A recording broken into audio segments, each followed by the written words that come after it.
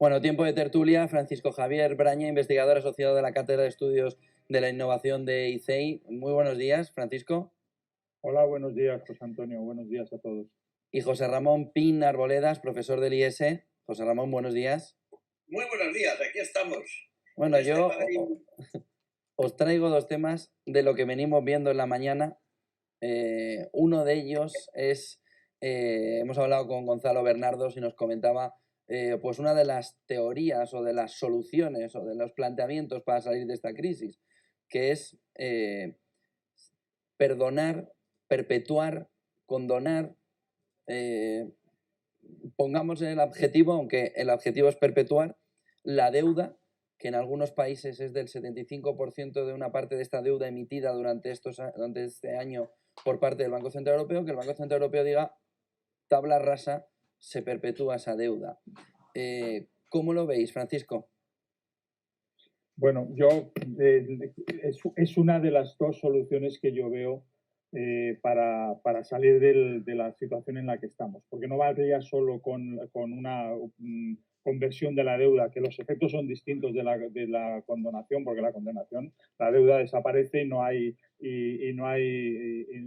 los que han suscrito la deuda se ven sin nada, ¿no? En el caso de la reconversión, lo que hacemos, lo normal es llevarla a que sea deuda perpetua o deuda a muy largo plazo. Entonces eso, los efectos son distintos. La gente incluso puede animar a que la gente se endeude porque le van a estar pagando, aunque los tipos de interés sean muy bajos porque se supone que no va a ocurrir lo que está ocurriendo ahora, ¿no? Que los intereses de la deuda sean incluso negativos. Pero eso tendría que ir acompañado,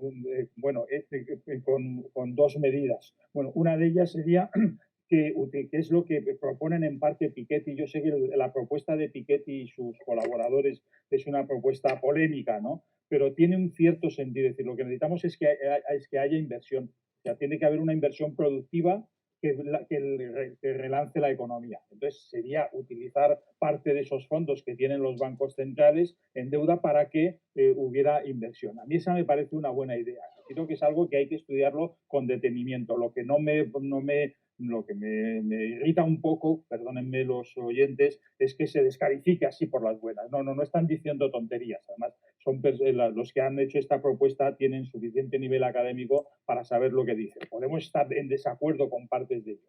Y luego la otra pata sería que ya ha hablado de ello, estaba oyendo ahora no me viene el nombre, perdóname José Antonio, tu entrevistado anterior, donde el tema de la inflación, Eduardo Rossi, del Gobierno Balear. No, el anterior Gonzalo Bernardos.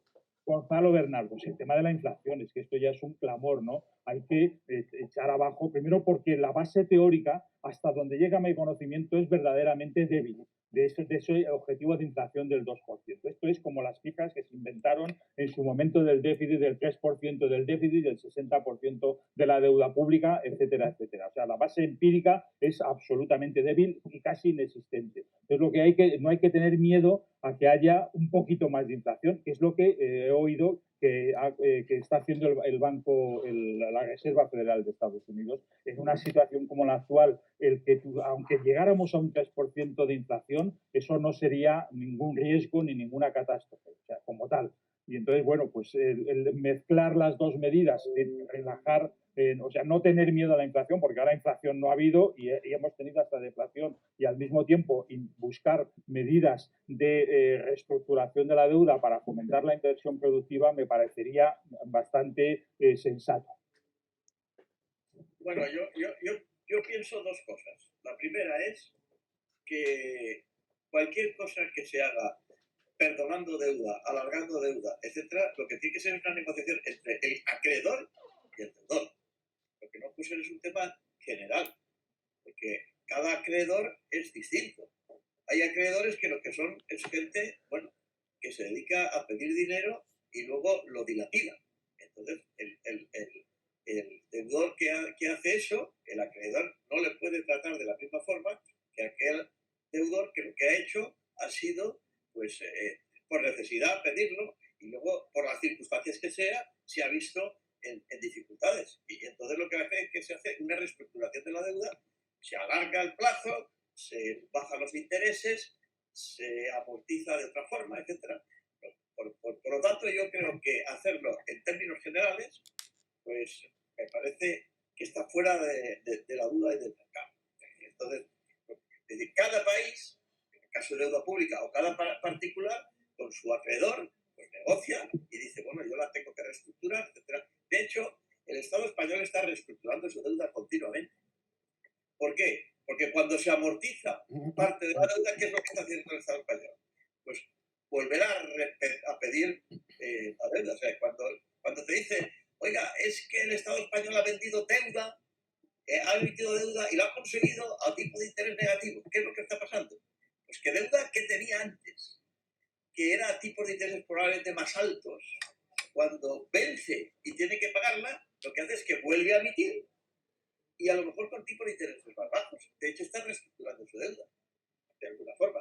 ¿Y qué es lo que ocurre? Que el mercado confía en el Estado español y por eso le compra esa deuda que sabe que no va a ser para inversión productiva, que esa deuda va a ser fundamentalmente para amortizar la deuda que ya pidió antes.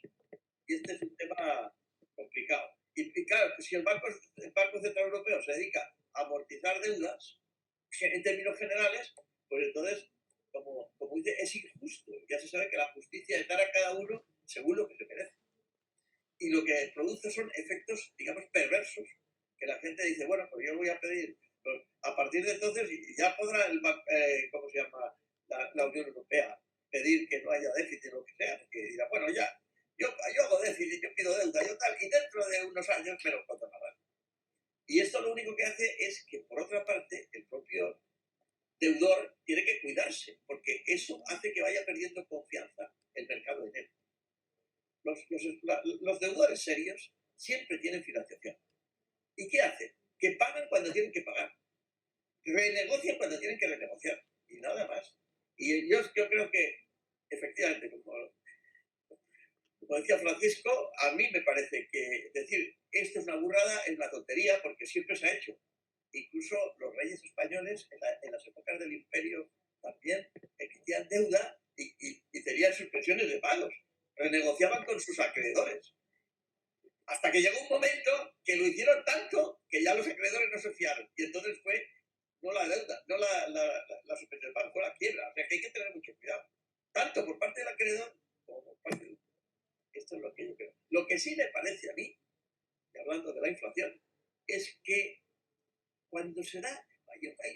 Los que hemos estudiado economía, como Javier y yo, pues sabemos que existe la llamada ecuación cuantitativa del dinero, que dice que si tú aumentas mucho la masa monetaria y no aumentas la producción, normalmente aumentan los precios.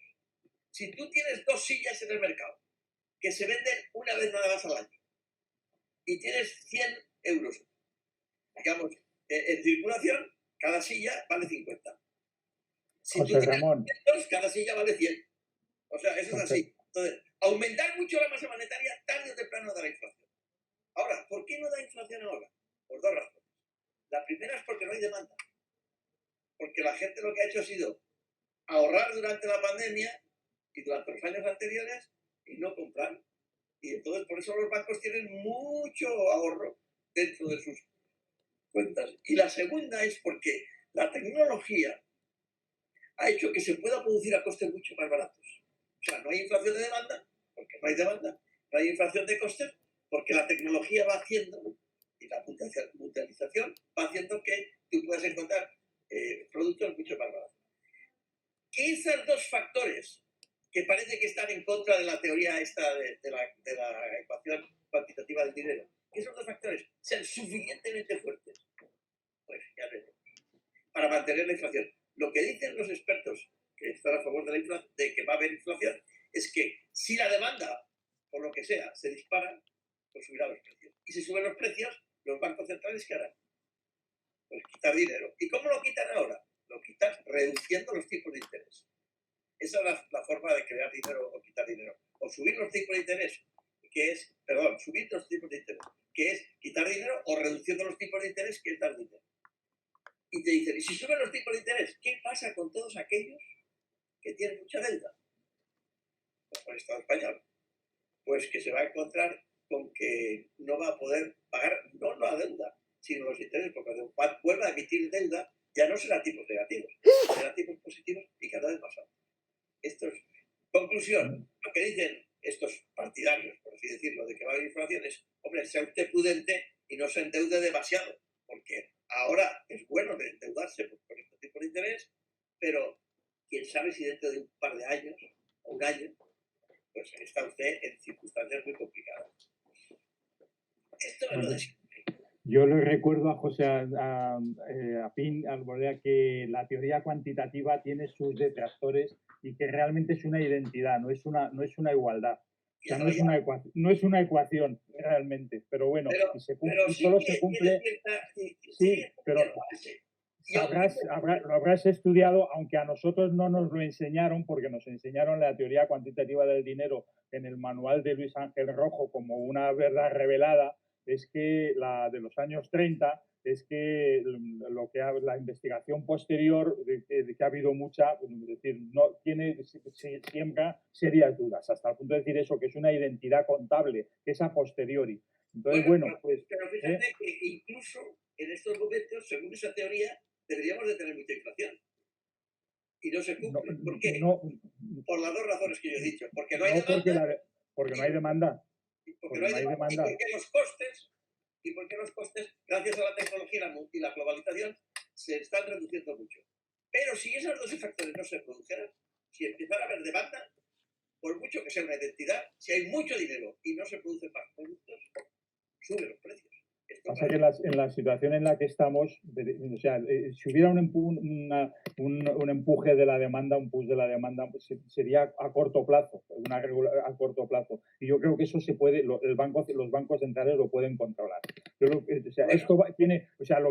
reflexión es que el Banco Central Europeo, sobre todo, porque ya nos han dicho las barbaridades que ha hecho el Banco Central Europeo durante tanto tiempo. Yo, desde luego, desconfío totalmente del Banco Central Europeo, de su capacidad de expertise, de experiencia que tienen y de conocimiento, ¿no? Yo creo que son un dogmatismo tremendo.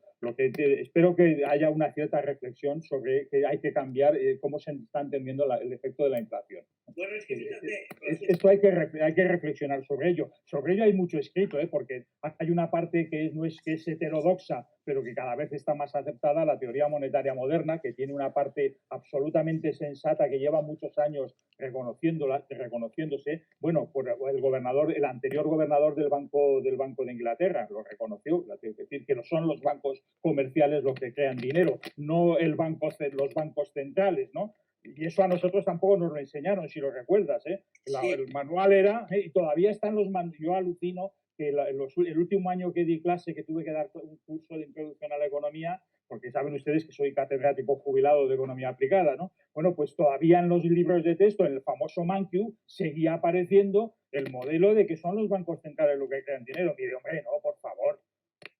Bueno, los bancos centrales crean algo de dinero, ¿eh? O sea, prácticamente el 2% de la masa monetaria. Ahora, si bajan los tipos de interés, crece la masa monetaria porque los bancos crean el dinero. Es que es eso, o sea, no, el Banco Central no crea el dinero, pero crea las condiciones para que los bancos privados puedan crear o no el dinero. Sí, pero eso se puede regular, José Antonio. Pero en todo caso hay una cosa clarísima. Oye, deber mucho más de lo que tienes que deber es malo. Y tener mucho menos de lo que tienes que deber también es malo porque no estás aprovechando el dinero de los demás. Totalmente de acuerdo. Y esto nos lo enseñaron no los manuales de economía, sino los agricultores de la vieja usanza que decían hay que deber lo que hay que deber. Y si debes demasiado, al final tienes una mala cosecha y ese año quiebras. Con lo cual, bueno, vamos a ver, estamos en aproximadamente el 120% de la deuda, llegaremos, dicen, el 120% de la deuda del Estado español, sobre el PIB. Llegaremos.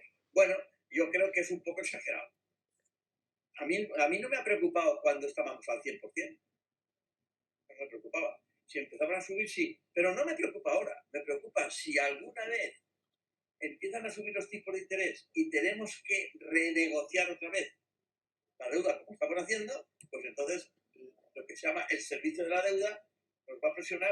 Aumentará, si ya es importante el servicio de la deuda. Claro, y pero entonces, lo que estamos hablando es de hacer políticas sensatas y con Claro, exactamente. prudencia. A lo loco, o sea, no se trata de hacer una cosa a lo loco. Yo creo que nadie está planteando eso.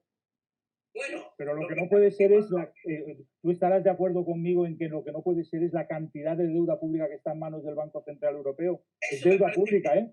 Eso me parece una exageración. Y eso es lo que hay que arreglar. Eso es lo que hay que intentar encontrar una vía para que darle una utilización productiva a esa deuda que está en manos del Banco Central Europeo, que la compra, por cierto, en los mercados secundarios. José Ramón, Francisco, perdonadme que tenemos ya que cerrar tertulia. No me ha dado tiempo ni a hablaros de la vivienda y de las expropiaciones. Lo dejamos para la siguiente.